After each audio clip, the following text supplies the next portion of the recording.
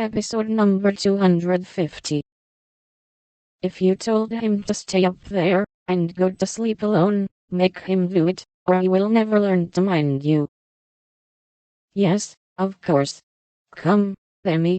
And Meg led her son away, feeling a strong desire to spank the little marplot, who up beside her, laboring under the delusion that the bribe was to be administered as soon as they reached the nursery. Nor was he disappointed, for that short-sighted woman actually gave him a lump of sugar, tucked him into his bed, and forbade any more promenades till morning. "Is," said Demi the perjured, blissfully sucking his sugar, and regarding his first attempt as eminently successful. Meg returned to her place, and supper was progressing pleasantly, when the little ghost walked again, and exposed the maternal delinquencies by boldly demanding, "More sugar, Marmer." "Now this won't do," said John, hardening his heart against the engaging little sinner. "We shall never know any peace till that child learns to go to bed properly. You have made a slave of yourself long enough. Give him one lesson, and then there will be an end of it. Put him in his bed, and leave him, Meg." "He won't stay there, he never does unless I sit by him." "I'll manage him. Demi, go upstairs, and get into your bed, as Mamma bids you." "Assent," replied the young rebel, helping himself to the coveted khaki, and beginning to eat the same with commodity. "You must never say that to Papa. I shall carry you, if you don't go yourself." "Go way, me don't love Papa."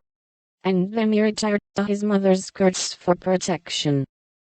But even that refuge proved unavailing, for he was delivered over to the enemy, with a "Be gentle with him, John," which struck the culprit with dismay, for when Mamma deserted him, then the judgment day was at hand. Bereft of his cake, defrauded of his frolic, and borne away by a strong hand to that detested bed, poor Demi could not restrain his wrath, but openly defied Papa, and kicked and screamed lustily all the way upstairs. The minute he was put into bed on one side, he rolled out on the other, and made for the door, only to be ignominiously caught up by the tail of his little toga, and put back again, which lively performance was kept up till the young man's strength gave out, when he devoted himself to roaring at the top of his voice. This vocal exercise usually conquered Meg, but John sat as unmoved as the post which is popularly believed to be deaf. No coaxing, no sugar, no lullaby, no story, even the light was put out, and only the red glow of the fire enlivened the big dark, which Demi regarded with curiosity rather than fear.